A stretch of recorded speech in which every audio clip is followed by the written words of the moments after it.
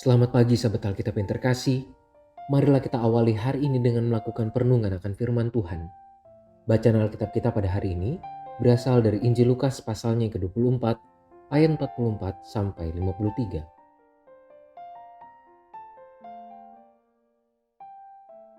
Ia berkata kepada mereka, "Inilah perkataanku yang telah kukatakan kepadamu ketika aku masih bersama kamu, yakni bahwa harus digenapi semua yang tertulis tentang aku dalam Taurat Musa, Nabi-Nabi, dan Mazmur."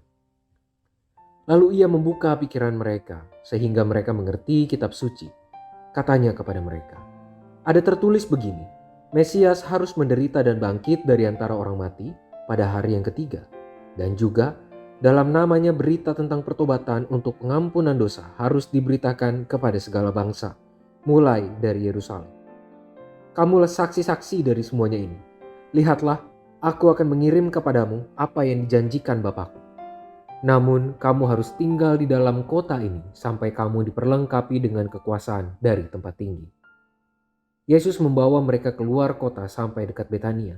Di situ ia mengangkat tangannya dan memberkati mereka. Ketika ia sedang memberkati mereka, ia berpisah dari mereka dan terangkat ke surga.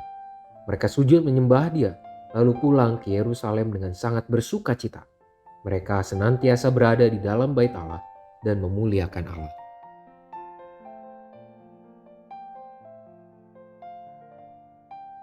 Perpisahan biasanya selalu menjadi momen yang begitu meresahkan dan dihindari oleh banyak orang.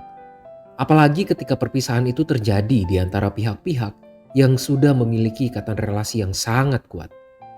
Hampir dapat dipastikan perasaan kehilangan dan rindu pun akan muncul dalam momen tersebut.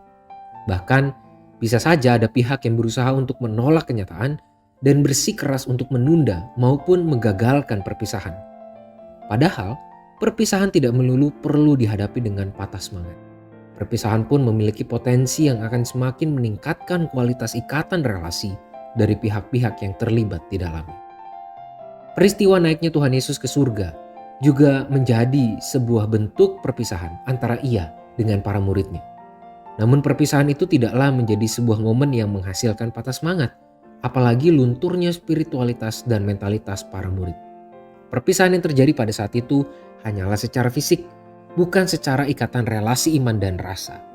Bahkan Tuhan Yesus dengan sangat signifikan mengubah momen haru itu menjadi sebuah waktu berharga untuk mentransformasi para murid. Dia membuka pikiran mereka untuk hadirnya pemahaman-pemahaman yang semakin kokoh mengenai seluruh firman-Nya. Dia pun memberikan janji pemenuhan ikatan relasi antara para murid dengannya yang nantinya tergenapi dalam peristiwa Pentakosta.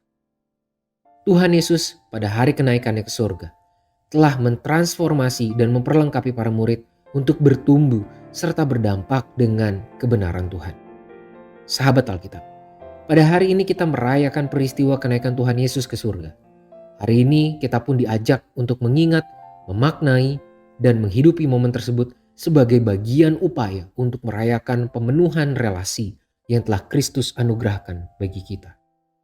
Sama seperti murid yang mengalami transformasi pemahaman akan firman Tuhan, begitupun kiranya kita terus bertumbuh dalam pemahaman atas firman-Nya, sehingga dapat terus berdampak sebagai murid-murid Kristus. Marilah kita berdoa. Tuhan, di hari kenaikan-Mu yang kami peringati pada hari, tolong kami untuk benar-benar menghargai, menghidupi relasi yang Tuhan bangun dengan kami.